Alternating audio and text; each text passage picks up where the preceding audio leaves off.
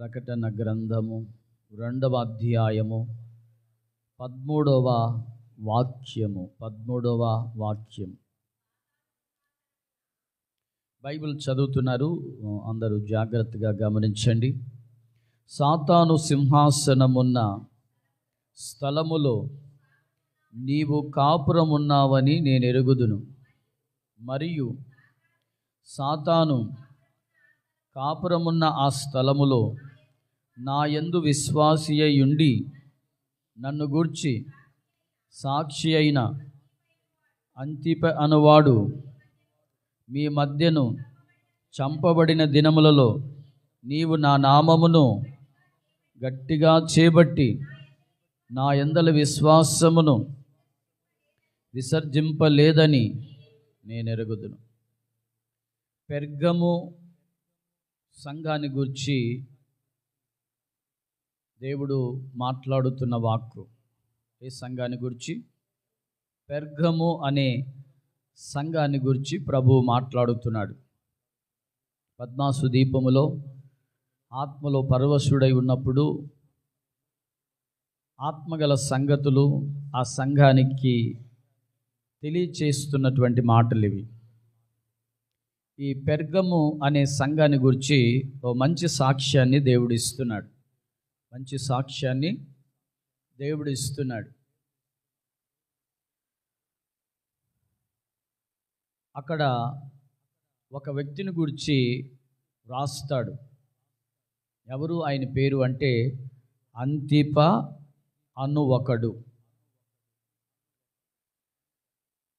ఇతను దేవుని సాక్షిగా జీవించాడంట. ఎలా జీవించాడు? దేవుని సాక్షిగా బ్రతికాడంట. విశ్వాసమును గూర్చి సాక్షిగా దేవుని కొరకు తన ఆధ్యాత్మిక జీవితాన్ని ఆరంభించాడు. ఆ పెర్గము ఉన్న సంఘము ఆ ప్రాంతములో ఉన్నటువంటి పరిస్థితులను కూడా అక్కడ తెలియపరచబడుతుంది. సాతాను కాపురం ఉన్న స్థలం అంట. ఆ సంఘం ఉన్న చోట ఎలాంటి వాతావరణం ఉంది? సాతానుకు ఎక్కువగా నివాసముగా ఉండేటువంటి ప్రాంతం, ఎక్కువగా అపవాది ఏలుబడి చేసే స్థలం అన్నమాట. అది ఎక్కువగా అపవాది చెలరేగుతున్నటువంటి స్థలం అది. అంటే దాని విషయంలో నేనేమని చెప్పగలను అంటే, క్రైస్తవ్యం అంటే అసలు గిట్టదు. క్రైస్తవ్యం అంటే గిట్టదు. మరి దేవుని కొరకు ఒక సాక్షిగా విశ్వాసాన్ని కాపాడుకొని ఎవరికి బెదరక ఎవరినో పట్టి తన జీవితాన్ని ఎక్కడ కూడా ఆత్మీయంగా విశ్వాస జీవితాన్ని కోల్పోవడానికి అక్కడ ఉన్న వ్యక్తి వెనకాడలేదు. స్తోత్రం. చూడండి, మరలా నేను ఆ మాట మీకు తెలియచేస్తాను. నా యందు విశ్వాసి అయ్యుండి నన్ను గూర్చి సాక్షి అయిన అంతిపను వాడు మీ మధ్యను చంపబడిన దినములలో నీవు నా నామమును గట్టిగా చేపట్టి నా యందలి విశ్వాసమును విసర్జింపలేదని. బాగా విశ్వాస జీవితాన్ని చేస్తూ దేవుని కొరకు సాక్షిగా వాడబడుతున్న వ్యక్తిని ఆ ప్రాంతములో హతసాక్షిగా చేశారు, చంపారు. ఏం చేశారండి? దేవుని కొరకు సాక్షిగా ఉన్న వ్యక్తిని ఆ సంఘ ప్రజల కళ్ళ ముందు అతను చంపబడ్డాడు. చంపబడుతున్నప్పుడు ఎవరైనా ఏమనుకుంటారు? మనకు కూడా ఇదే గతి పడుతుందేమో, మనకు కూడా ఈ పరిస్థితులు వస్తాయేమో. ఇంకెందుకు విశ్వాసాన్ని విసర్జించేద్దాం, యేసయ్యని విడిచిపెట్టేసేద్దాం. అక్కడ రాయబడిన మాట ఏంటో తెలుసా? నీవు నా నామమును గట్టిగా చేపట్టి. నీవు నా నామమును, ఏ పరిస్థితుల మధ్యలో ఆ సంఘము ఆయన నామమును గట్టిగా చేపట్టింది? కళ్ళ ముందు ఒక వ్యక్తి చంపబడిన సమయములో. నేనంటాను, శ్రమలు, ఇబ్బందులు, ఇరుకులు వస్తున్నప్పుడు మనము ఆయన నామమును గట్టిగా చేపట్టి విశ్వాస విషయంలో ఎక్కడ పడిపోకుండా ఉన్నామా? ఒకసారి బాగా ఆలోచించండి. పరిస్థితులు తారుమారవుతున్నప్పుడు కొంతమంది దేవునికి దూరమయ్యే సందర్భాలు మనము ఎరుగుదుము. ప్రియమైన సహోదరి సహోదరులారా, ఈరోజు ఆత్మీయ జీవితంలో కొన్ని శ్రమలు, ఇబ్బందులు కలుగుతున్నప్పుడు ఆయన నామమును మనం గట్టిగా పట్టుకొని విశ్వాస విషయంలో ఎక్కడ కూడా తొట్టిల్లకుండా మనము ప్రభు రాకడ వరకు కూడా నడిపించబడుదుముగాక. శ్రమలు కలిగినప్పుడు, ఇబ్బందులు కలిగినప్పుడు, కరువే వచ్చినప్పుడు, ఆ పరిస్థితుల మధ్యలో కూడా ప్రభు విషయంలో మనం దూరం కాకుండా ఆత్మీయ జీవితంలో ప్రయాణం చేయాలి. ఈ సమస్యలు నాకెందుకు వచ్చాయి, ఈ ఇబ్బందులు నాకెందుకు వచ్చాయి, లేకపోతే దేవుని మందిరానికి వస్తున్నటువంటి వారి వారి వారి వారి కొందరు విషయాల్లో మన కళ్ళ ముందు కొన్ని సమస్యలు కనపడవచ్చు. ఆ సమస్యలు కూడా నీ ఆత్మీయ జీవితానికి అది ప్రభావితం చేయకూడదు. ఆమెన్ చెప్పండి. ఆ సహోదరికి ఎందుకు జరిగింది? ఇంకెందుకు మనం దేవుని ఆరాధించాలి, ఇంకెందుకు దేవుని పూజించాలి అని కొందరు విశ్వాసాన్ని విసర్జించే వాళ్ళు ఉన్నారు. ఆయన నామమును విడిచిపెట్టిన వారు ఉన్నారు. అవును ప్రియులారా, ఈ కరోనా సమయంలో దైవజనులు మరి మన పట్టణములో మహిమలో ప్రవేశించారు. ఆ అగ్ని ప్రమాదం ఎందుకు జరిగింది అని ప్రశ్నించి కొందరు దేవునికి దూరమైపోయిన వారు కూడా ఉన్నారు. ఇప్పుడు నేనేమంటానంటే, ఇక్కడ ఒక వ్యక్తి చంపబడ్డాడు, అతని పక్షాన దేవుడు లేడని మనం అందామా? చెప్పాలి, గట్టిగా చెప్పండి. చాలాసార్లు అది మన కొన్నిసార్లు కొన్ని సమస్యలు మనల్ని ప్రభువుకు దూరం చేస్తాయి. వారు చూస్తూ ఉండగానే ఆ వ్యక్తి చంపబడ్డాడంట.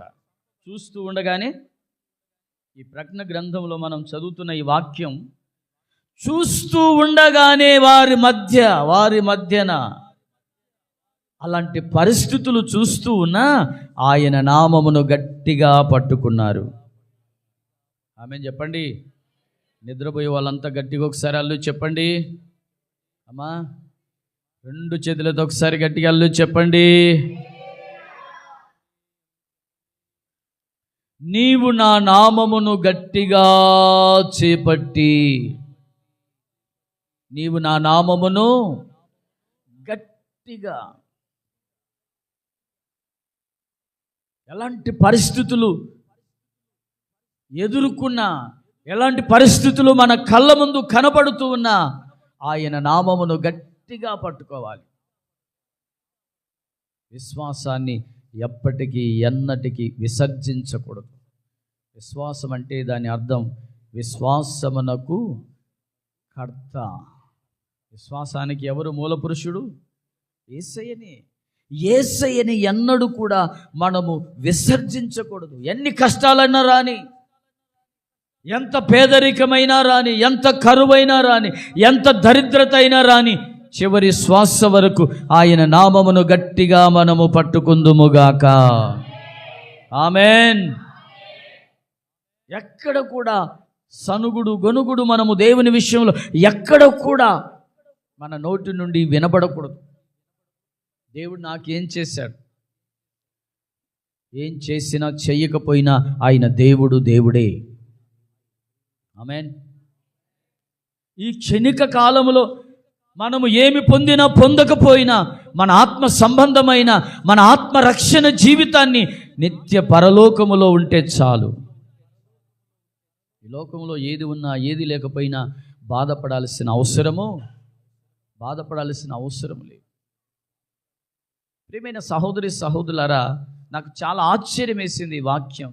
కళ్ళ ముందు ఆ వ్యక్తిని, అక్కడ ఉన్న ఆ ప్రాంతంలో ఉన్నటువంటి క్రైస్తవ్యానికి వ్యతిరేకంగా ఉన్న వాళ్ళు దేవుని కొరకు సాక్షిగా వాడబడుతున్న ఈ వ్యక్తిని చంపుతా ఉంటే ఆ సంఘము ఎక్కడ కూడా కదిలిపోలేదంట.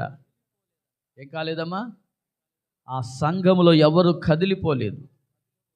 ఈరోజు నీవు నేను దేవుని నామాన్ని గట్టిగా పట్టుకోవాలి. ఆమేన్. బైబిల్లో నేను చూస్తూ వచ్చాను, కొన్ని విషయాలు మీకు జ్ఞాపకం చేస్తాను. మార్కు సువార్త 15వ అధ్యాయం. అందరు బైబిల్ గ్రంథాన్ని తెరిచి చూడండి. మార్కు సువార్త 15వ అధ్యాయం 40వ వాక్యం.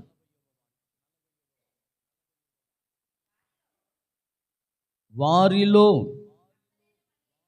మగ్దలేన మరియయు, చిన్న యాకోబు, యేసే అనువారి తల్లి అయిన మరియయు, సలోమియు ఉండిరి. చాలు. ఈ వాక్యాన్ని నేను ఎందుకు మీకు చూపించాను అంటే, యేసు ప్రభును కూడా సిలువ వేసి, వింటున్నారా? యేసు ప్రభుని కొరడా దెబ్బలతో కొడతా ఉంటే, ఉమ్మి వేస్తూ ఉంటే, దూషిస్తూ ఉంటే, అపహాస్యం చేస్తూ ఉంటే, పిడిగుద్దులు గుద్ది ఎవరు గుద్దారో నువ్వు ప్రవక్తవు కదా కనుక్కో అని హేళన చేసి, అలాంటి పరిస్థితుల మధ్యలో ఎవరు ఉన్నారు యేసయ్యతో? మగ్దలేన మరియా, యేసు తల్లి అయిన మరియా, అలాగే సలోమి. ఎవరున్నారు? వీళ్ళంతా ఎటుపోయారు? అప్పటిదాకా రొట్టెలు తిన్నారు, కడుపు నింపుకున్నారు, తృప్తి పొందారు, యేసయ్య అద్భుతాలు చూశారు, యేసయ్య ఆశ్చర్య కార్యాలు కళ్ళతో చూశారు. ఏమండి, వీళ్ళంతా ఎటుపోయారు? యేసు ప్రభు సిలువ వేసిన సమయంలో ముగ్గురు నిలిచారు. మరి మీరెంతమంది సమస్యల్లో, ఇబ్బందుల్లో మీరు నిలబడతారు? దేవునికి స్తోత్రం. చెప్పండి గట్టిగా, సంతోషంగా చెప్పండి.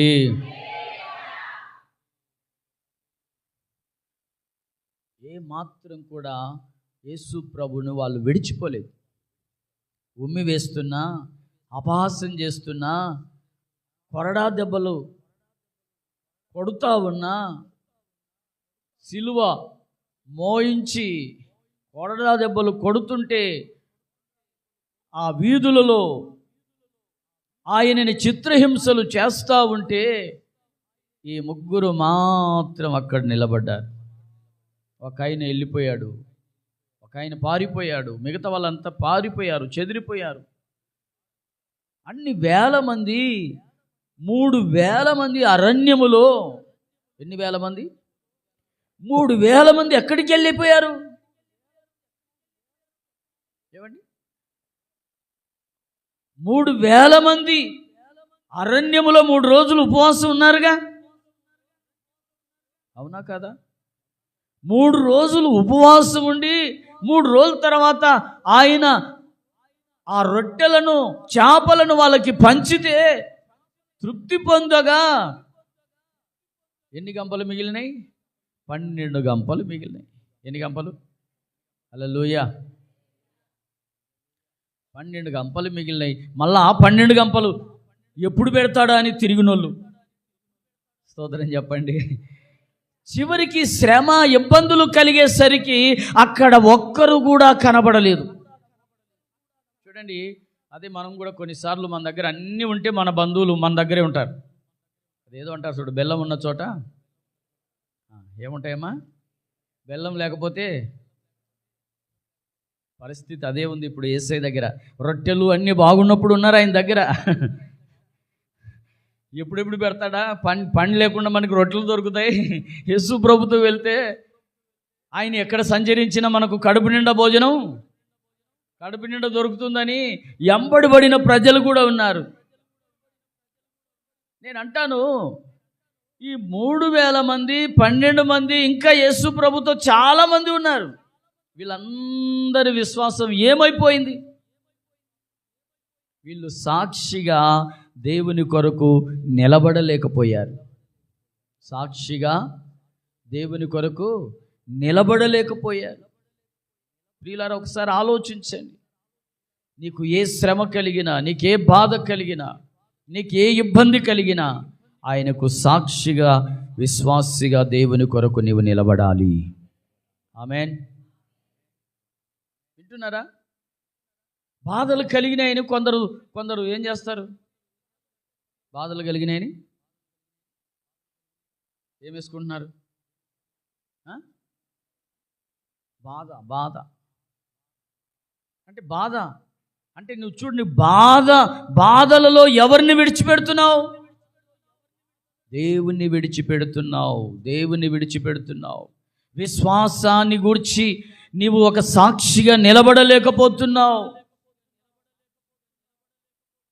నీకు బాధలు కలిగిన, కష్టాలు కలిగిన, నష్టాలు కలిగిన, వ్యాధులు కలిగిన, ఏది ఏమైనా చివరి శ్వాస వరకు యేసయ్యతోనే నీ జీవితం ప్రారంభించబడాలి, ముగించబడాలి. ఇది శరీరం, ఇది మట్టి శరీరం. ఏ శరీరం చెప్పండి? ఈ మట్టి శరీరం మట్టిలోనే కలిసిపోతుంది. దేవుడు ఆత్మను దయచేశాడు. దేవుడు ఏం చేశాడు? దేవుడు ఆత్మను దయచేశాడు. చూసారా, మన బిడ్డ ఇప్పుడే ప్రేరేపించబడి వెళ్ళిపోయి రైస్ తీసుకొచ్చేసాడు. దేవునికి స్తోత్రం చెప్పండి గట్టిగా. 2 చేతులు ఎత్తి హల్లెలూయా అని చెప్పండి. హల్లెలూయా. దేవుని కొరకు మనం ఎలా ఉండాలి అమ్మా?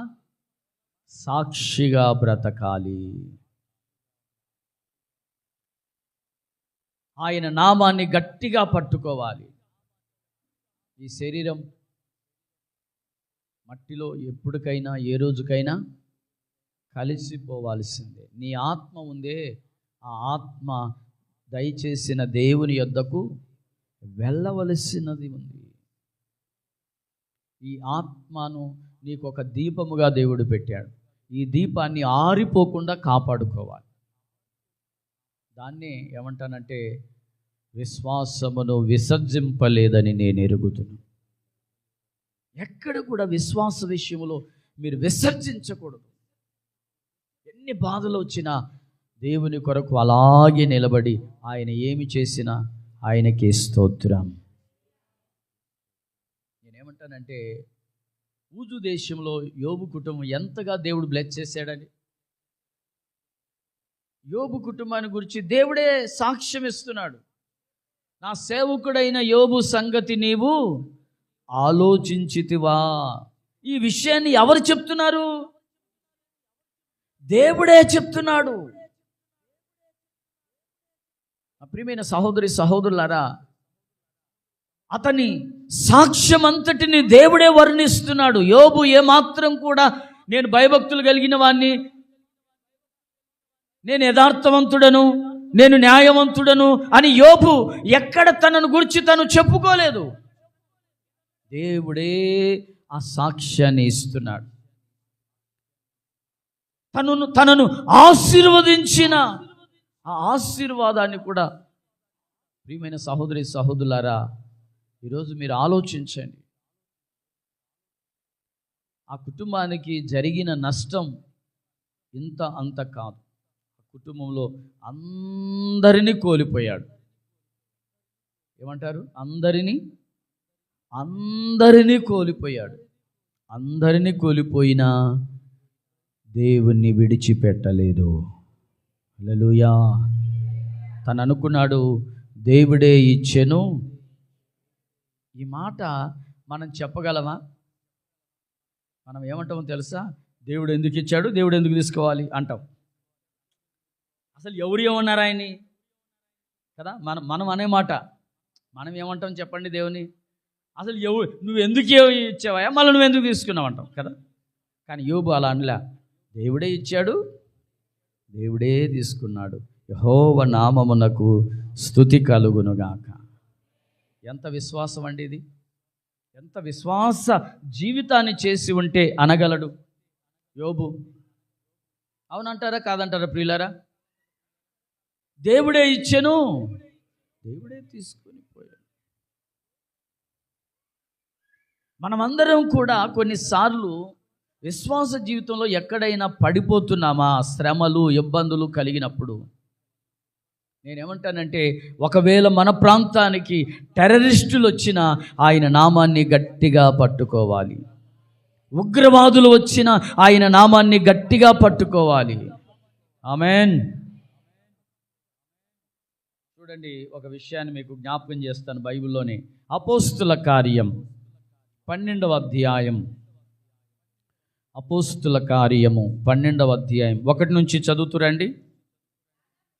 దాదాపు అదే కాలమందు రాజైన హేరోదు సంఘపు వారిలో కొందరిని బాధ పెట్టుటకు బలాత్కారముగా పట్టుకొని యోహాను సహోదరుడైన యాకోబును చూసారా ఖడ్గముతో చంపించెను. ఇది యూదులకు ఇష్టమైన కార్యమని తెలుసుకొని పేతురును కూడా పట్టుకొనెను. ఆ దినములు పులియని రొట్టెల పండుగ దినములు. అతనిని పట్టుకొని చెరసాల్లో వేయించి పాస్కా పండుగైన పిమ్మట ప్రజల యొద్దకు అతనిని తేవలనని ఉద్దేశించి అతనికి కావలి ఉండుటకు 4 చతుష్టాయుముల సైనికులకు అతనిని అప్పగించెను. పేతురు చెరసాలలో ఉంచబడెను. సంఘమైతే అతని కొరకు అత్యాసక్తితో దేవునికి చాలండి. అప్పటికే ఒక వ్యక్తిని ఖడ్గంతో చంపించారు. ఎవరిని? యోహాను సహోదరుడైన యాకోబును ఖడ్గంతో చంపించారు. ఎవరు వీళ్ళు తెలుసా? యూదులు క్రీస్తును అంగీకరించరు. యూదులు అంటే క్రైస్తవ దేశం అనుకోవాకండి. యూదులు ఎవరు? వీళ్ళు క్రీస్తును అంగీకరించని యూదులు. ఎందుకంటే వీళ్ళు ధర్మశాస్త్రము యొక్క ఆ మతాన్ని మాత్రమే ఆచరించువారు. మోషే ధర్మశాస్త్రాన్ని వారు ఆచరిస్తారు. యెహోవా మోషేనే, ఇక దీనిని తప్ప వాళ్ళు దేనిని వాళ్ళు ఆచరించరు. క్రీస్తు కన్య మరియ గర్భాన ధరించాడు అన్న ఈ లేఖనాలు వాళ్ళు ఏమాత్రం కూడా విశ్వసించరు. ఇది కొత్త ప్రచారం, ఇది కొత్త మత ప్రచారం అని వారంతా అక్కడ ఉన్నటువంటి ప్రధాన యాజకులు, మోషే ధర్మశాస్త్రం యొక్క ప్రధాన యాజకులు వీళ్ళందరూ కూడా యేసును విశ్వసించేవారు కారు. ఎందుకో తెలుసా? ఇతను వడ్లవాని కుమారుడు కదా, ఇతనేలా యేసుక్రీస్తు, ఇతనేలా బోధకుడు, ఇతనేలా దేవుడు, ఇతనేలా రక్షకుడు. అలా ఆ యూదులందరూ కూడా యేసయ్యకి వ్యతిరేకంగా క్రీస్తు అంటే, యేసు అంటే నమ్మనటువంటి ప్రజలు అన్నమాట. అలాంటి సమయంలో యేసు ప్రభుని అంగీకరించేటువంటి వారిని, అందులో ఒక ఆయన్ని ఏం చేశారు? యోహాను సహోదరుడైన యాకోబును పులియను రొట్టెల పండుగ ఆ సమయంలో ఏమండి, ఆ సమయంలో పేతురును కూడా పట్టుకున్నారు. దేవునికి స్తోత్రం. మరి సంఘమంతా ఏమవ్వాలి? పేతురును పట్టుకున్నప్పుడు సంఘమంతా ఏమవ్వాలి? చెదిరిపోవాలి. సంఘమంతా ఏమవ్వాలి? సంఘమంతా చెల్ల చెదిరైపోవాలి. వామ్మో, పాస్టర్ గారినే చంపుతున్నారంటే, పాస్టర్ గారినే జైల్లో వేశారంటే ఇక మమ్మల్ని ఏం చేస్తారో మాకెందుకు, ఈ గొడవ మాకెందుకు అని దాక్కొని ఎక్కడెక్కడికో వెళ్ళిపోవాలి. కానీ వారు అలా చేయలేదు. వారంతా కూడా ఒక చోట కూడుకొని పేతురు అని దైవజనుడు కొరకు అత్యాసక్తితో ప్రార్థన చేస్తున్నారు. గట్టిగా చెప్పండి. వీరిని ఏమందాం? ఆయన నామమును గట్టిగా పట్టుకున్నారు. ఆయన నామమును గట్టిగా పట్టుకున్నారు. పేతురు చెరసాలలో ఉంచబడ్డాడు. సంఘము, చదవండి ఆ వచనం, 5వ వచనం. పేతురు చెరసాలలో ఉంచబడెను. సంఘమైతే అతని కొరకు అత్యాసక్తితో దేవునికి ప్రార్థన చేయుచున్నారు. ఎవరైనా ముందుగా ఒక ఆయన్ని చంపారు. పేతురును కూడా ఎక్కడ చంపుతారో ఇక భయము, వణుకు పుడుతుంది అందరికీ. ఏం పుడుతుందమ్మా? భయం వస్తుందా లేదా? ఆల్రెడీ యోహాను సహోదరుడిని యాకోబును చంపారు. ఇక నెక్స్ట్ ఎవరిని టార్గెట్ చేస్తున్నారు? హేరోదు రాజు కాలంలో పేతురును టార్గెట్ చేశారు. ఇదే యూదులకు కూడా ఇష్టమైన కార్యం అని తెలుసుకొని నెక్స్ట్ టార్గెట్ పేతురుకు పెట్టారనమాట. మరి సంఘం అంతా అప్పటికే ఆల్రెడీ ఒక వార్త వినబడింది. మరలా మా దైవజనుడైన పేతురును పట్టుకున్నారు, ఇప్పుడు చెరసాల్లో వేశారు. ఆయన నామమును ఎందుకు మనము పూజించాలి? ఆయన నామాన్ని మనం ఎందుకు ఆరాధించాలి? ఏదో ఆ ధర్మశాస్త్ర మతాన్ని ఆచరిస్తే సరిపోతుందిగా అనుకోవాలి వారు. అవునా? మనకెందుకు ఈ గొడవ? ఆ ధర్మశాస్త్రం యొక్క మతాన్ని ఆచరిద్దాం. ఏ మతాన్ని? ధర్మశాస్త్రం యొక్క మతాన్ని మనం ఆచరిద్దాం. ఈ గొడవ ఎందుకు? ఈ క్రైస్తవే మనకెందుకు అని వారు విడిచిపెట్టి అందరూ కూడా వెళ్ళిపోవాలి. కానీ వెళ్ళిపోలేదు. స్తోత్రం చెప్పండి.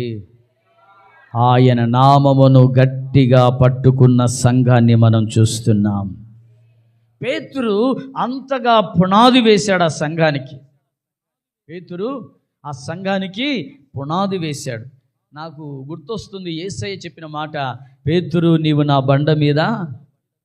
అబ్బా, ఇదే సంఘం అంటే. గట్టిగా చప్పట్లు కొట్టండి. పేతురు ఎట్లా కట్టాడు? గట్టిగా, హుషారుగా, సంతోషంగా, బిగ్గరగా కొట్టాలి. దేవుడు ఈ సంఘమును బండ మీద కట్టునుగాక. బండ మీద స్థిరపరచబడిన సంఘము వలె ఆయన కొరకు నిలిచి ఉండునుగాక. ఈ సంఘము చెదరిపోకుండునుగాక.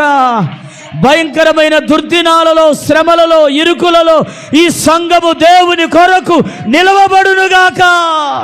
ఈ సంఘము అత్యాసక్తితో ప్రార్థన చేయునుగాక.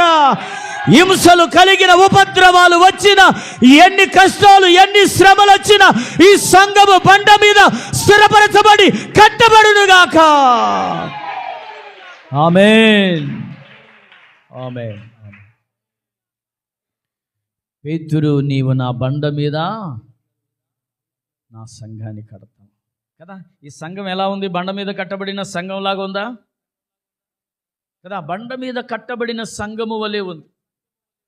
ఈరోజు మనం బండ మీద కట్టబడిన సంఘము వలె ఉన్నట్లయితే, ఇదిగో ఇలాంటి శ్రమలు, ఇలాంటి ఇబ్బందులు వచ్చినప్పుడు మనం ఎక్కడ చెదిరిపోం.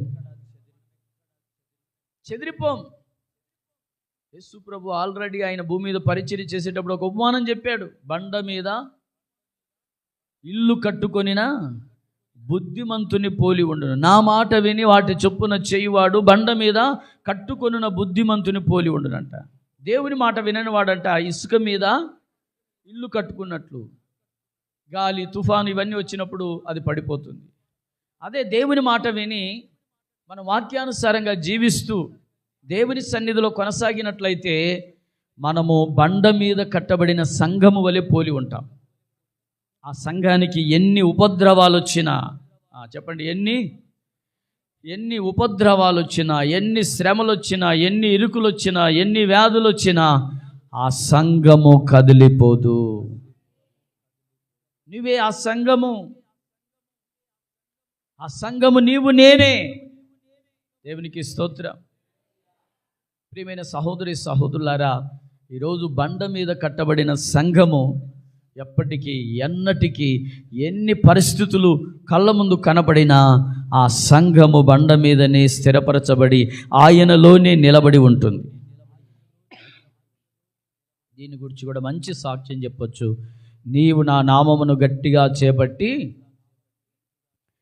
విశ్వాసము విషయములో విసర్జింపలేదని నేను ఎరుగుదును. ఆమేన్. బైబిల్లో మరొక మాట కూడా మీకు చూపిస్తాను. మరొక మాట చదువుకుందామా? అపోస్తుల కార్యం 8వ అధ్యాయం 1వ వాక్యం.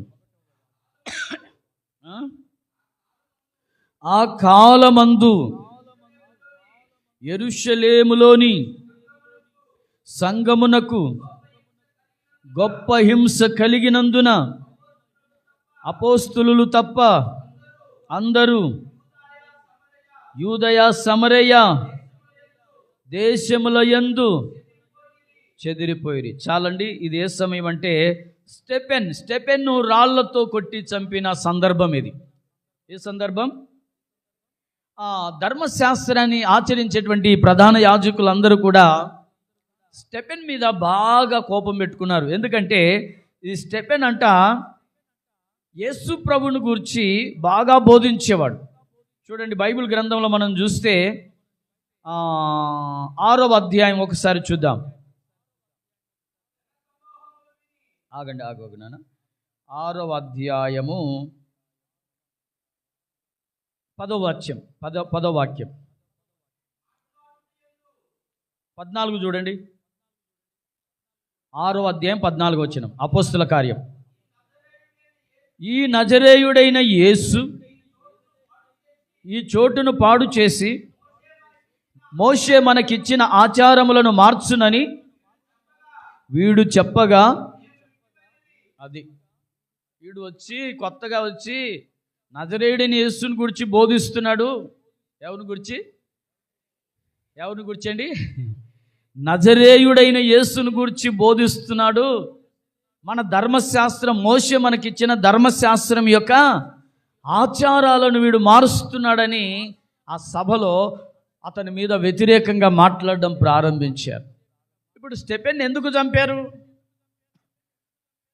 ధర్మశాస్త్ర ఆచారాలను మారుస్తున్నాడని.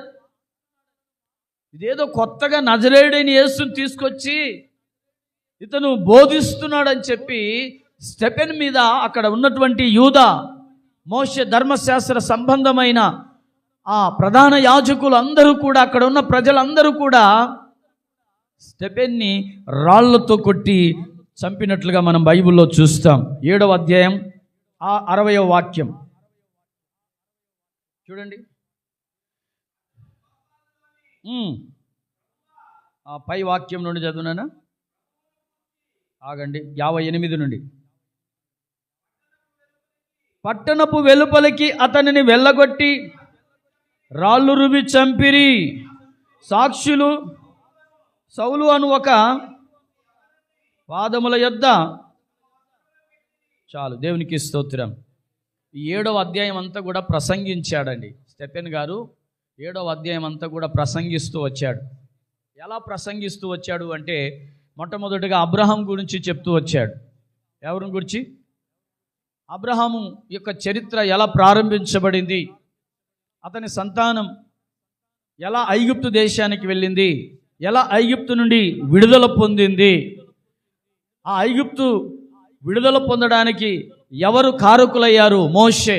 దేవుడు మోషేని ఎన్నుకున్నాడు. వాళ్ళు ఏంటంటే ఆ మతం అనే పిచ్చిలో ఉన్నారు. వాళ్ళు అక్కడ ఉన్న వాళ్ళు ఎలా ఉన్నారు చెప్పండి? మత పిచ్చిలో ఉన్నారు. మోషేను కూడా ఎన్నుకున్నది ఎవరు? దేవుడే. మోషేను ఆ సమయంలో దేవుడు ఎందుకు ఎన్నుకోవాల్సి వచ్చింది? వీళ్ళెందుకు ఐగుప్తుకు వెళ్ళవలసి వచ్చింది అంటే, దేశమంతటా ప్రపంచమంతటా కరువు వచ్చింది. ప్రపంచమంతటా కరువు వచ్చింది. ఆ కరువు వచ్చిన సమయంలో యోసేపు వాళ్ళ అన్నదమ్ములు అతన్ని అమ్మివేశారు. ఆ యోసేపుకు రాజుకు వచ్చిన కళను వివరించాడు. ఆ కళకు భావం చెప్పి 14 సంవత్సరాలు కరువు వస్తుంది. ఆ కరువు సమయంలో 7 సంవత్సరాలు పండే పంట 14 సంవత్సరాలకు పోగు చేసుకోవాలి. ఈ కలంతా కూడా యోసేపు రాజుగారికి చెప్పడం జరిగింది. ఆ సమయంలో కరువు వచ్చినప్పుడు యాకోబు 12 గోత్రికులైన ఇజ్రాయేలీలందరూ కూడా 12 గోత్రికులు ఐగుప్తు దేశానికి వెళ్ళారు. అక్కడ 430 సంవత్సరాలు బానిసగా ఉన్నారు.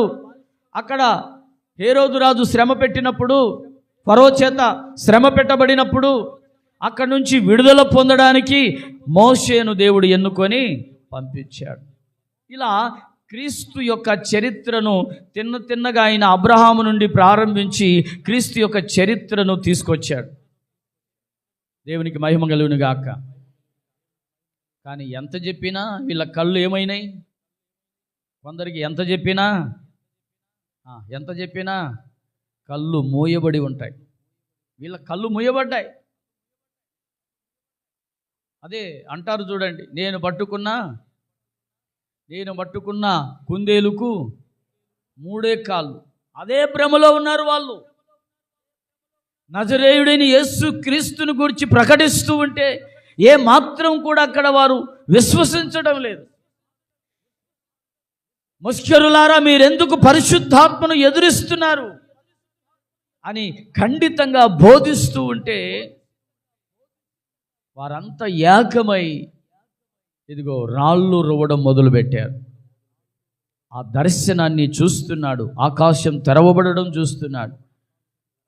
ఆ సింహాసనము దగ్గరున్న దేవుడు యేసయ్య కుడిపార్శ్వమున ఆసీనుడై ఉండుట చూస్తున్నాడు. ఇలా చూస్తూ ఉండగానే రాళ్లతో కొట్టి చంపారు. రాళ్లతో కొట్టారంట. ఆ సమయంలో శిష్యులు మాత్రమే ఉన్నారంట, మిగతా వాళ్ళంతా చెదిరిపోయారంట. చూడండి, ఇప్పుడు చదవండి ఆ మాట, ఇప్పుడు మీకు అర్థమవుతుంది. 8వ అధ్యాయం 1వ వచనం. ఆ కాలమందు యెరూషలేములోని సంఘమునకు గొప్ప హింస కలిగినందున అపోస్తలులు తప్ప అందరూ యూదయ సమరయ దేశముల యందు చెదిరిపోయి, అందరూ చెదిరిపోయారు. అపోస్తలులు తప్ప వాళ్ళు మాత్రమే అక్కడ నిలబడి ఉన్నారు. ఆ గొప్ప హింస అంటది. ఏ హింస? చూడండి, చిన్న హింస కాదమ్మా, గొప్ప హింస. స్తోత్రం చెప్పండి. మరి ఇవి జరిగితే మీరుంటారా? ఒకసారి ఆలోచించండి. అమ్మా, ఉంటారా? అమ్మో, ఈ ఊర్లో అంతా కీడొచ్చేసింది. అమ్మో, మా ఇంటి ఎదురుగున్న వాళ్ళు ఏం చేశారో, మా ఇంటి పక్కల వాళ్ళు ఏం చేశారో, ఇక్కడ ఉండడం నాకు కరెక్ట్ కాదు అని ఎక్కడికో చెదిరిపోతాం కదా. అసలు దేవుని పిల్లలమైన మనము ఎక్కడ దేనికి చెదిరిపోకూడదు. ఆమేన్ చెప్పండి. అసలు నువ్వు యేసుక్రీస్తు ద్వారా రక్షణ పొంది పాపముల నుండి విడుదల పొందిన తర్వాత, బాప్తిసం పొందిన తర్వాత అవేమి నీకు విరోధముగా వర్ధిల్లవు. అపవాది అధికారం నీ మీద పని చేయదు. కొన్నిసార్లు అనుమానం ఏంటి చెప్పండి? అనుమానం. వామ్మో, వాళ్ళు ఏం చేశారు, వీళ్ళు ఏం చేశారు, వామ్మో ఉదయాన్నే ఆమె ఎదురుపడింది, ఆమె ఏం చేసిందో, ఇవే అనుమానాలు మనకి. అవునా? ప్రియమైన సహోదరి సహోదరులారా, ఎన్ని హింసలు కలిగినా నీవు యేసుతో నిలవాలి. యేసుతోనే నీ ప్రయాణము ముగించాలి. యేసుతోనే ఆరంభించాలి, యేసుతోనే ముగించాలి. విశ్వాస యాత్ర. నా విశ్వాస ఓడయాత్ర కొనసాగుచున్నది. ఆ పాట ఈ లోపు ఉంటే సెల్ ఫోన్లో తీసి పెట్టండి. గట్టిగా 2 చేతులు ఎత్తి అల్లు చెప్పండి. ఈరోజు నీ విశ్వాస యాత్ర చివరి శ్వాస వరకు సాగాలి. అమ్మా, యేసు ప్రభు నమ్ముకున్నాక మీకు కష్టాలు వచ్చినాయి. ఇదివరకు ఆ దేవుణ్ణి నమ్ముకున్నప్పుడే మీరు బాగున్నారుగా, ఎందుకు విడిచిపెట్టారమ్మా అని ఎవరైనా చెప్పారనుకో, అన్నారనుకో, ఏమి కలిగినా పర్వాలేదు, ఏమైనా పర్వాలేదు, యేసయ్యతోనే మేము ఉంటాం. ఆ మాట చెప్పగలగాలి మీరు. దేవునికి స్తోత్రం. మేము ఎక్కడికి రాం, ఏ పూజకు రాం. స్తోత్రం చెప్పండి. నేను కొన్ని సంవత్సరాల కిందట ఒక ఆమెకు బాప్తిసం ఇచ్చాను. ఇప్పుడు మన అక్కడ ఏదో పెడితే, భోజనాలు పెడితే శుభ్రంగా తినొస్తుంది. గట్టిగా ఎవరు చేద్దాలే చెప్పండి. కుటుంబం ముగ్గురు బాప్తిసం పొందారు. ఆడ బాలేదన్నారు, ఈడ బాలేదన్నారు, అది బాలేదన్నారు, ఇది బాలేదన్నారు. చివరికి ఏ చర్చి బాగలేదు. చివరికి ఇంట్లో ఉండి మన మధ్య ఆడ ఏదో భోజనాలు పెడుతుంటే శుభ్రంగా దీని ముఖం తుడుచుకుంటూ వస్తుంది ఆమె. చూడండి ఎంత విశ్వాసం. అసలు రక్షించబడిన వారి జీవితం. హల్లెలూయా. వింటున్నారా? మనం ఎక్కడ కూడా మన విశ్వాస జీవితాన్ని పోగొట్టుకోకూడదు. స్తోత్రం చెప్పండి. ఏది ఏమైనా నా ప్రభుతోనే నా జీవితం. ఈ తీర్మానం చివరి శ్వాస వరకు కొనసాగునుగాక. బాధలు వచ్చాయని చెప్పి మరలా మనం విడిచిపెట్టి వచ్చిన దానిని మరలా వెళ్ళకూడదు. దానికి మరలా గుడికి వెళ్ళకూడదు. మరలా దాన్ని ఆరాధించకూడదు. ప్రియమైన సహోదరి సహోదరులారా, అసలు అవి ఊహలో కూడా మనము తలంచకూడదు. ఏం చేయకూడదు? ఊహలలో కూడా తలంచకూడదు. ఈ మధ్య కాలంలో ఒక ఇల్లు అమ్మారండి. ఆ ఇంట్లో అమ్మిన తర్వాత ఆ ఇంట్లో ఏదో వచ్చిందంట, ఎక్కడో మూలకు వచ్చిందంట. స్తోత్రం చెప్పండి. మన సాయమ్మ తల్లి వాళ్ళ కోడలి ఇంటికి కూడా వెళ్ళాం. అక్కడ ఏదో వచ్చిందంటే వాళ్ళు నమ్మి, అమ్మో నన్ను మొక్కు, నాకు పసుపు పెట్టు, నాకు కుంకుమే, నేను అదేగా అడిగేది అంటుంది. ఇంకేమైనా అడగకపోయావా?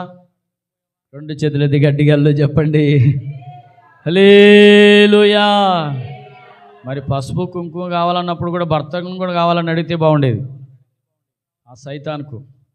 దేవునికి స్తోత్రం. ఈరోజు చూడండి ఎలా వాటికి మనం ఎక్కడ చోటు ఇవ్వకూడదు. మనం ఆ స్థలాలకు వెళ్ళి భోంచేసి వచ్చామనుకో, అది మన వెనకబడి నేను ఇష్టమై వచ్చారు అందుకే అని నీ ఎంబడి వచ్చి నీ ఇంట్లో మూలకి ఎక్కడో ఒక చోట అది చెప్పండి. మరి అది నేను ఆ రాత్రి దాన్ని పగలెళ్ళి ఒక కత్తి తీసుకొని కోసి పడేసి వచ్చా. అయినా కూడా ఆ సమయంలో నేను ప్రార్థన చేస్తే అది ఆ బయలులో కూడా ఏం కనపడలే. మరి నేను ఉన్నప్పుడు ఎందుకు రాలేదు సైతాన్ అనుకున్నా. గట్టిగా చెప్పండి హల్లెలూయా. మన కూడా ఒక ఆమె ప్రార్థన చేశాం. సోనిబికి చేతబడి చేశారంట చెన్నైలో. ఎక్కడమ్మా? ఆమె కాకరవాయి వెళ్తుందిలేండి అప్పుడప్పుడు. ఆయన ఫోన్ చేసిందంట రమ్మని. ఆయన వద్దామని బయలుదేరితే కళ్ళు తిరిగి పడిపోయిందంట. ఏం పడిపోయినట? అది చెప్తుంది. నేను బయలుదేరి పాస్టర్ గారు వస్తూ ఉంటే నేనే కళ్ళు తిరిగి పడేటట్లు చేసినా అంటుంది. కళ్ళు చెప్పండి. మరి నేను వచ్చి నన్నేం చేయలేకపోయి ఎందుకు అన్నా? నేనేం చేయలేకపోయి నిన్ను అంటుంది. దేవునికి స్తోత్రం. గట్టిగా చెప్పండి. 2 పాస్టర్లకు ఫోన్ చేసిందంట అప్పటికే ఆమె. అవునమ్మా? అక్కడ తిరుపతమ్మ ఉంది చూడండి. ఆ రోజు విన్నది ఆమె ఆ రోజు కదా. దేవునికి స్తోత్రం చెప్పండి. పాస్టర్ గారు బయలుదేరి వస్తూ ఉంటే కళ్ళు తిరిగి పడేటట్టు చేసిందంట అది. నేనైతే యేసు నామములో దాన్ని తొక్కేస్తా. చెప్పండి యేసు నామములో ప్రతి అపవాది శక్తులు నా పాదాల కింద ఉండునుగాక. శీఘ్రముగా నా పాదాల కింద చితకదొక్కుచున్నాను. యేసు నామములో అపవాది శక్తులు, చిల్లంగి మంత్ర శుద్ర దేవత శక్తులను యేసు నామములో నశించిపోవాలి.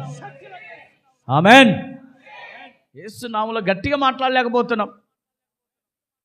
యేసు నామములో దాన్ని గట్టిగా మాట్లాడా. ప్రార్థన చేసి విడుదలైన తర్వాత అక్కడ ఆడపోయి 3 రోజులు పండుకొని వచ్చిందంట. విడుదలైనాక 3 రోజులు పండుకొని వచ్చేది. స్తోత్రం చెప్పండి. గట్టిగా చేతిలో దల్లు చెప్పండి హల్లెలూయా. యేసయ్య నామములో దాని మీద మనం అధికారం పొందాలి. అది మన మీద అధికారాన్ని మనం ఇవ్వకూడదు. ఎక్కడ కూడా దానికి చోటు ఇవ్వకూడదు. మనస్సులో కూడా, ఆలోచనలో కూడా చోటు ఇవ్వకూడదు.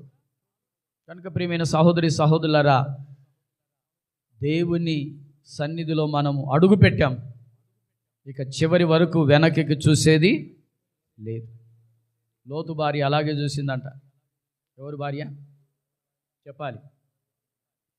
పాపం దేవుడేమో కనికరించి సొదొమ గొమొర్రాను అగ్ని వర్షంతో కురిపిస్తూ ఉంటే అబ్రహాం చేసిన ప్రార్థనను బట్టి దేవుడు ఆ కుటుంబాన్ని, ఎందుకంటే అబ్రహాముకు బంధువులు కదా, తన సహోదరుడైన కుమారుడు ప్రార్థన చేస్తే దేవుడు కనికరించి ఆ సొదొమ గొమొర్రాను తప్పించుకొని విడిపించుకొని తీసుకొని వస్తూ ఉంటే వస్తా ఎలా ఉందో ఒక్కసారి చూద్దామని అలాగా సొదొమ గొమొర్రా పట్టణాన్ని చూసిందంట.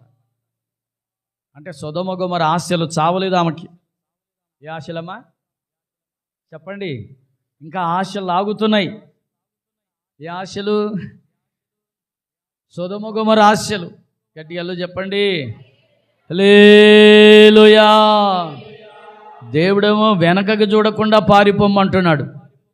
ఏమంటున్నాడు? దేవుడేమో వెనకకి చూడకుండా పారిపోము అంటే ఏమనేమో సొదొమ గొమొర్రా కావాలంటది. అంటే అగ్ని గంధకాల్లో కాలిపోతావా? మరి అంతేగా. ఆ ఆశలు చావలేదంటే దేంట్లో కాలిపోతావు నువ్వు? కొందరికి లోక ఆశలు చావు. ఏ ఆశలమ్మా? ఇంకా లోకాశలే. సొదొమ గొమొర్రా కావాలంటే లోకాశలు కోరుకోండి. ఏమా సొదొమ గొమొర్రా ఆశలు కావాలంటే అక్కడ ఏముంది? అగ్ని. అదే భక్తిహీనత అనే అగ్ని ఉంది అక్కడ. నీతిమంతులకు అదే దేవుని ఆత్మ అగ్ని. స్తోత్రం చెప్పండి హల్లెలూయా. ప్రియమైన సహోదరి సహోదరులారా, ఈరోజు మన ఆత్మీయ జీవితంలో ఎక్కడ కూడా వెనకకి చూడకుండా దేవుని సముఖంలో ప్రయాణం చేయాలి. దేనికి బెదరకూడదు, అదరకూడదు. మీరు పిలిస్తే మనం చెప్పేయాలి, మేము పరిశుద్ధ జీవితం ఉన్నాం, పరిశుద్ధ సంతతిగా ఉన్నాం, మేము ఎక్కడ కూడా మీతో మేము కలవము. ఆమేన్. మేము మీతో ఎక్కడా కలవం. ఏమండి మీరు పెట్టేవన్నీ మీరు పెట్టేవన్నీ మేము తింటాంగా, మేము పెట్టే మీరెందుకు తినరు అని అడుగుతూ ఉంటారు. వాటన్నిటికీ జవాబు మన దగ్గరే ఉంది. స్తోత్రం చెప్పండి. మరి మాలలు వేసుకున్నప్పుడు వాళ్ళకి చికెన్ పెడితే తింటారా? అట్లాగే మనకు కూడా ఓ ప్రతిష్టత ఉంది కనుక మనం ఆ ప్రతిష్టతలో ఉండడానికి మనం కూడా వాటిని భుజించాం. దేవునికి స్తోత్రం. గట్టిగా అల్లు చెప్పండి. ఖండితంగా చెప్పడమే. ఎలాంటి పరిస్థితుల మధ్యలోనైనా యేసయ్య నామాన్ని గట్టిగా పట్టుకున్న వ్యక్తివిగా అనేకుల మధ్యలో ఒక సాక్షిగా నిలబడాలి. బైబిల్లో మనం ఇంకా కొన్ని చూస్తాం. న్యాయాధిపతుల గ్రంథం 11వ అధ్యాయం 3వ వాక్యం అండి. న్యాయాధిపతుల గ్రంథం 11వ అధ్యాయం 3వ వాక్యం. త్వరగా స్పీడ్గా చదవండి. బైబిల్ తిరిగేస్తా ఉన్నారు, త్వరగా చదవాలి.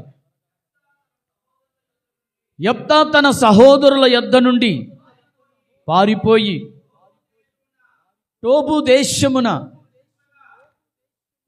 దేశమున నివసింపగా అల్లరి జనము. చూడండి ఎవరున్నారు అక్కడ?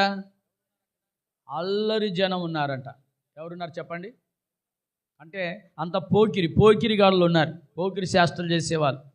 ఈ రోడ్ల మీద వెళ్తూ ఉంటే ఆడపిల్లలు వెళ్తూ ఉంటే కేకలు వేస్తూ ఉంటారు చూడండి.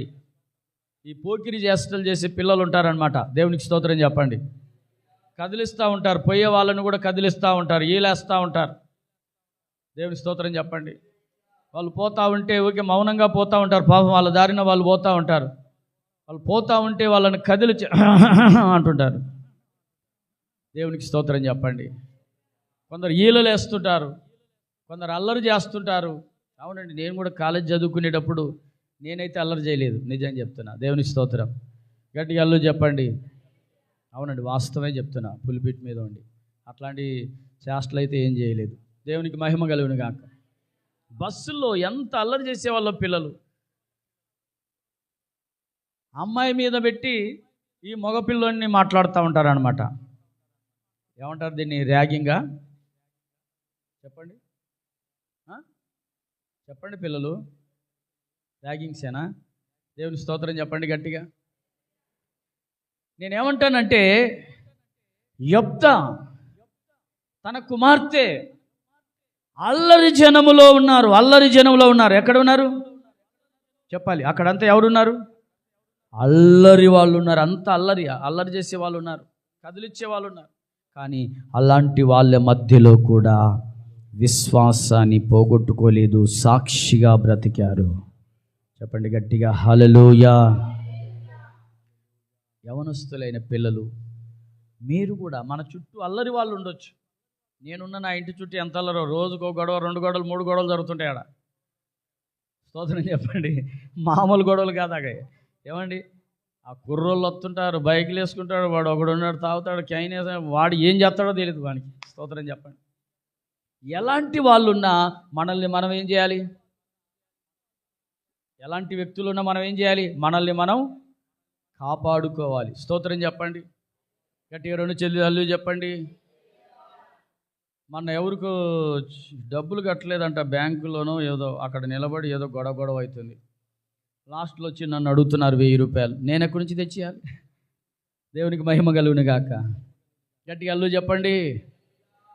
పాస్టర్ గారి దగ్గర డబ్బులు దండిగుంటాయి అనుకుంటారు. నా కాడ ఏ రూపాయి ఏ రోజు ఉంటుందో తెలియదు. దేవుని స్తోత్రం చెప్పండి. నేనేమైనా ఉద్యోగం చేస్తున్నానా? ఎవరో విశ్వాసులు ఇచ్చే రూపాయి పోగు చేసి జాగ్రత్తగా కుటుంబానికి పరిచర్యకు వాడాల్సిన పరిస్థితులు. అన్నా 1000 రూపాయలు ఉంటే ఇవ్వండి, బ్యాంకులో కట్టాలి. ఎక్కడ తెచ్చి కట్టాను? నేను ఎక్కడ ఇచ్చాను? దేవుని స్తోత్రం చెప్పండి. గట్టిగా 2 చేతులు ఎత్తి హల్లెలూయా. నేను ఎందుకు చెప్తున్నానంటే, మన చుట్టూ ఎలాంటి వాళ్ళు ఉన్నా మనము మారకూడదు. మన భక్తి, మన జీవితము ఎలాంటి వాళ్ళైనా ఉండొచ్చు.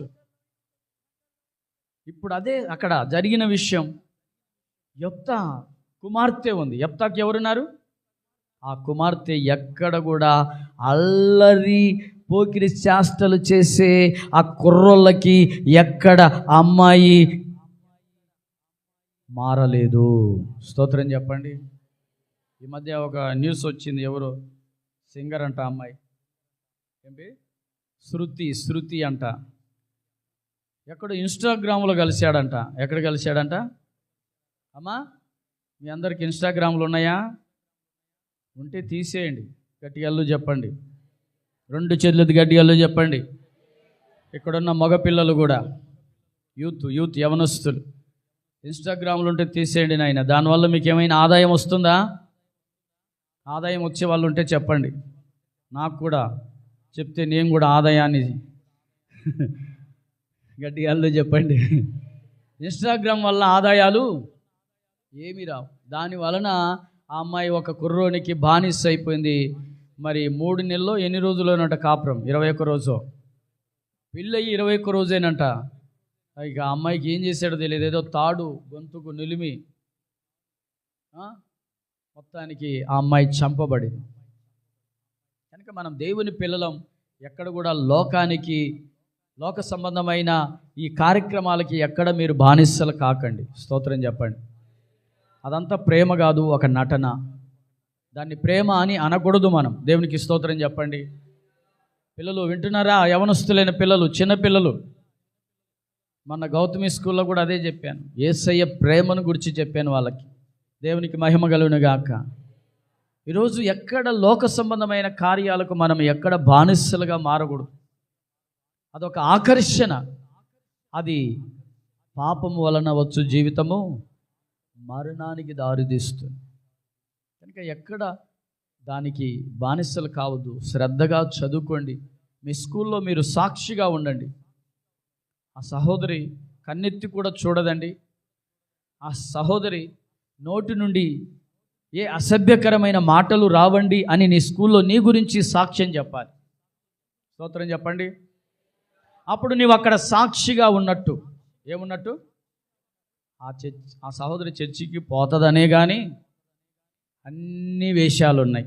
ఏమున్నాయి చెప్పాలి? అన్ని వేషాలు వేసే చేష్టలు ఉన్నాయి. అంటే అక్కడ దేవుని నామం నీ ద్వారా ఏమవుతుంది? అవమానపరచబడుతుంది. అన్య జనుల మధ్యలో, స్కూల్లో కానీ కాలేజీల్లో కానీ నీవు దేవునికి సాక్షిగా ఉండాలి. హల్లెలూయా. ఎక్కడైనా నీవు దేవుని నామమును గట్టిగా చేపట్టాలి. వింటున్నారా పిల్లలు? ఏం పిల్లలు శ్రద్ధ పెట్టట్లేదు ఇక్కడ? వింటున్నారా? మీరందరూ వింటున్నారా? మీ స్కూల్లో నీకు మంచి పేరు రావాలి, మీ కాలేజీలో మీకు మంచి పేరు రావాలి. ఆ సహోదరి ఎంత మంచి సహోదరి, అమ్మాయి ఎంత మంచి అమ్మాయి అనేది రావాలి. వింటున్నారా? మీరు కూడా ఉద్యోగాలు చేసే చోట, వ్యాపారాలు చేసే చోట, ఏమండి ఉద్యోగాలు, పనుల్లో, కూలి పనులు, ఉద్యోగాలు చేసే చోట కూడా నలుగురు ఉన్నప్పుడు మీ యొక్క సాక్ష్యం అక్కడ కాపాడుకోవాలి. మీరు కూడా వారితో పాటు వారు మాట్లాడినట్లు మీరు కూడా మాట్లాడుతూ నవ్వుతూ, వాళ్ళ హాహా అంటే మీరు అని ఆహాహా అయిపోయింది. అక్కడ మీ సాక్ష్యం అంతా బుడిదలో పోయింది. ఎక్కడ పోయింది చెప్పండి? పోయింది. దేవుని స్తోత్రం చెప్పండి, గట్టిగా స్తోత్రం చెప్పండి. చాలా పర్ఫెక్ట్గా ఉండాలి, ప్రార్థనాపూర్వకంగా ఉండాలి. ఆ మధ్య నేను చూశాను ఒక విషయం, యూట్యూబ్లోనో ఫేస్బుక్లోనో చూశాను. కూరగాయలు అమ్ముకుంటూ ఉన్నా ఒకవైపు బైబిల్ చదువుతున్నట్లుగా చూశాను. ఏం చదువుతున్నట్టు? మా వాళ్ళేమో ఖాళీ లేనప్పుడు ఫోన్లు చూసుకుంటూ ఉంటారు, కాళ్ళ మీద కాళ్ళు వేసుకొని, కాళ్ళ మీద కాళ్ళు వేసి ఫోన్ చూసుకుంటూ ఉంటారు. స్తోత్రం చెప్పండి, రెండు చేతులెత్తి గడ్డియాల్లో చెప్పండి. ఖాళీగా ఉన్నప్పుడు బైబిల్ చదువుకునే వాళ్ళు ఉన్నారా? ఖాళీగా ఉన్నప్పుడు వాక్యం చదువుకుందాం, ప్రార్థన చేసుకుందాం, వాక్యం చదువుకుందాం అనేవాళ్ళు లేరు. ఖాళీగా దొరికితే ఏదైనా సినిమా చూద్దామా అనుకునే వాళ్ళు ఉన్నారు. కొత్త సినిమాలు వస్తున్నాయిగా ఫోన్లలో. పుష్ప 2 వచ్చిందిగా, గట్టిగాళ్ళు చెప్పండి. ఆ సినిమా కోసం ఒక పసిపిల్లవాడు, ఒక అమ్మాయి బలైపోయారు. దానివలన ఎవరు బలైపోయారు? స్తోత్రం చెప్పండి. దానివలన ప్రయోజనం ఉందా? ఈరోజు ఆ కుటుంబం, తల్లి చనిపోయింది, ఇప్పుడు బాబు కూడా మరణపు పడకలో ఉన్నాడు. అలాంటి పరిస్థితుల మధ్యలో కూడా ఆయన బయటకు వచ్చి ఇట్లా చెప్తున్నాడు. వీడికి ఏం పోయే కాలం వచ్చింది నాకు అర్థం కాలేదు. నా వల్లనే కదా ఇంత నష్టం జరిగింది, నా వల్లనే కదా ఈ అపాయం జరిగింది అని ఆలోచన, ఇంకిత జ్ఞానం కూడా లేదండి. స్తోత్రం చెప్పండి. కనుక మనము ఎక్కడ ఉన్నా దేవుని కొరకు సాక్షులముగా ఉండాలి.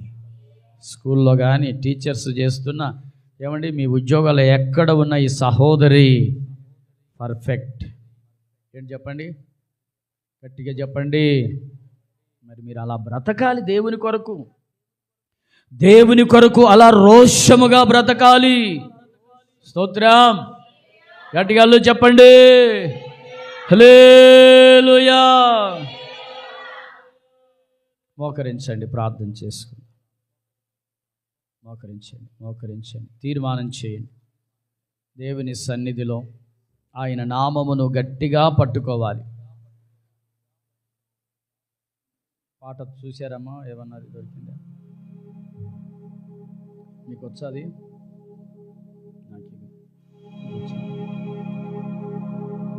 నా విశ్వాసవోడ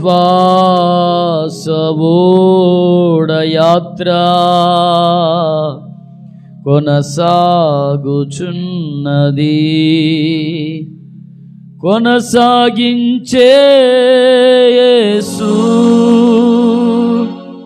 నీవు నా తోడు ఉండగా, నా విశ్వాసవోడ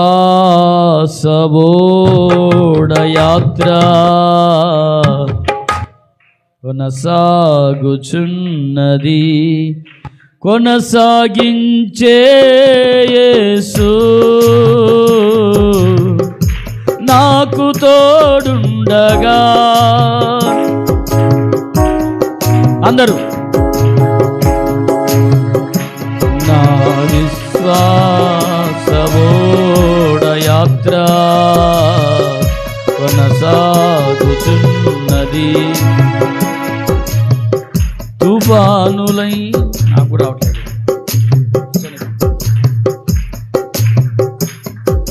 ట్రాక్ ఆఫ్ చేయి.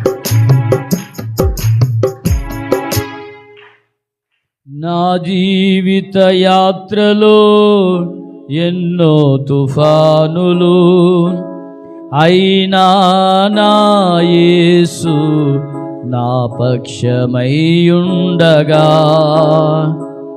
నా జీవిత యాత్రలో ఎన్నో తుఫానులు అయినా నా యేసు నా పక్షమై ఉండగా, తుఫానును అణచి కెరటాల నాపి నడిపించిన నా యేసయ్యా, నా విశ్వాసమోడ యాత్ర కొనసాగుచున్నది, కొనసాగించే యేసు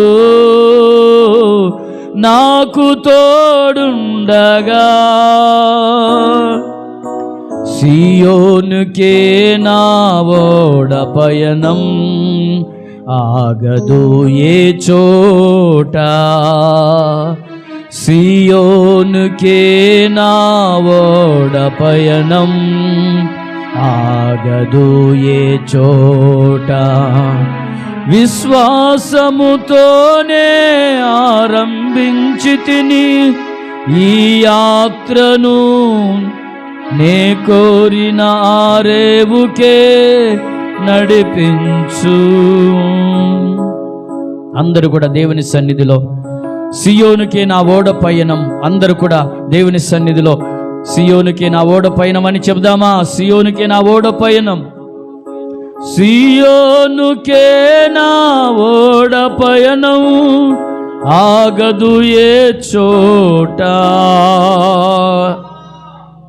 నీ పయనం ఎక్కడ ఆగకూడదు. ఈ పాట ఇది కాదు, ఇంకోటి పుస్తకంలో ఉంటుంది. ఈ పాట ఇది కాదు, ఇంకోటి ఉంటుంది. ప్రార్థన చేసుకుందాం. ఒక్కసారి కుడి చేయొద్దండి.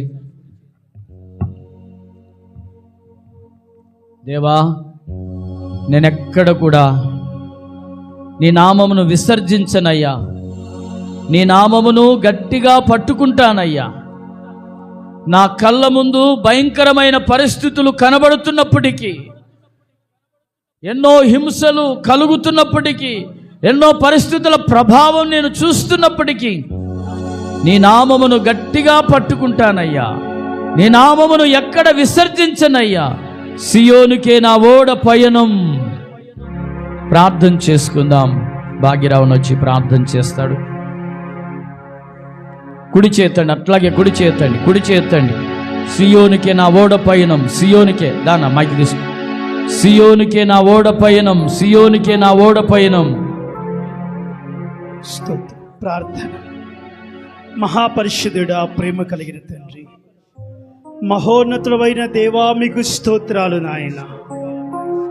ఇప్పటి వరకు నాయన మీ దాసుని ముఖాంతరములో నుంచి మాతో సూటిగా స్పష్టముగా మాట్లాడిన విధానమును బట్టి వందనాలు, స్తోత్రాలు అయ్యా. శ్రమలలోనూ ఇరుకులలోనూ ఇబ్బందుల్లో మేము ప్రయాణం చేస్తున్నప్పుడు ఎక్కడ నాయన విశ్వాసమును పోగొట్టుకొనకుండా చివరి వరకు దాన్ని పట్టుకొని విశ్వాసమునకు కర్తయిను దాన్ని కొనసాగించువాడైనా యేసయ్యా, మీ తట్టు మేము చూచులాగున కృప చూపండి అయ్యా. కృప చూపమని ప్రార్థన చేస్తున్నామయ్యా.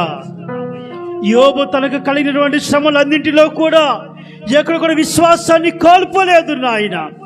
ఆది అపోస్తల సంఘములో నాయన అయ్యా, తమ కళ్ళ ముందే ఎంతో మంది హతసాక్షులుగా మారినప్పటికీ విశ్వాసమును పోగొట్టుకోకుండా విశ్వాసములో మరింత బలముగా స్థిరముగా నాటబడినారు కదా నాయన. అట్టి కృపను మాకు కూడా ఇవ్వండి నాయన. అయ్యా, మేము కూడా నాయన ఇదిగో ఈ విశ్వాసపు ప్రయాణం కొనసాగుతున్నప్పుడు మా ఎదుట ఎన్ని శ్రమలు ఉన్నా, ఇరుకులు ఉన్నా, ఇబ్బందులు ఉన్నా కూడా నాయన మీ తట్టే మేము చూచులాగునా అయ్యా ఈ ప్రయాణంలో ముందుకు అడుగు వేయటానికి కృప చూపండి. ఎంత మాత్రం వెనుక తిరిగి చూడకుండా దేమా వలె ఇహలోకాన్ని మేము స్నేహించకుండా, లోతు భార్య వలె అయ్యా ఇదిగో తండ్రి నాయన సొదొమ గొమొర్రా వైపు మేము వెనుకకు తిరిగి చూడకుండా నాయన మీ తట్టే చూచులాగుని కృప చూపండి. మీరే కృప చూపండి. మా చేయి పట్టుకుని నడిపించండి నాయన. మాకు ముందుగా ఉండి మేము నడవవలసినటువంటి మార్గమును అయ్యా మాకు సరళము చేయండి ప్రభువా. స్తోత్రాలు. మీరే కృప చూపి దీవించి ఆశీర్వదించి మహిమ పొందుకొనమని ఇరుకులలో కూడా నాయన అయ్యా మీ తట్టు చూచు అయ్యా అదిగో మా బాధలలో కూడా మీకు మొర్ర పెట్టుకుంటూ నాయన అయ్యా మీరు చూపించే దానిలో మేము నడిపించిన ఆయన అయ్యా నడుచులాగుని కృప చూపి దీవించి ఆశీర్వదించు. యేసు నామములో అడిగి ప్రార్థిస్తూ ఉన్నాము తండ్రి, ఆమేన్. మన తండ్రి అయిన దేవుని ప్రేమ, మన ప్రభు అయిన యేసుక్రీస్తు కృప, పరిశుద్ధాత్మ యొక్క సన్నిధి సహవాసము సకల పరిశుద్ధులకు ఆయన నామమును గట్టిగా చేపట్టి విశ్వాస విషయంలో ఎక్కడ కూడా తొట్టిల్లకుండా అంతము వరకు దేవుడు మనలందరినీ కాపాడునుగాక. ఆమేన్. అందరికి వందనాలు, స్తోత్రాలు. మరి వారం జరిగే ప్రోగ్రామ్స్ అన్నీ మీకు తెలియచేశాను. మరి ఈరోజు ప్రాముఖ్యంగా సెమీ క్రిస్మస్ జరుగుతుంది. విద్యానగర్లో అందరూ కూడా పాలు పొందండి. దేవుడు మిమ్మల్ని మీ